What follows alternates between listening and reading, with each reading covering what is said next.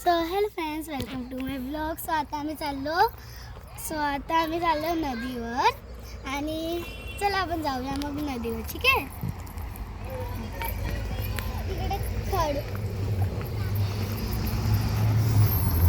इकडे खडबड रस्ता आहे म्हणून मी बघून शकतो.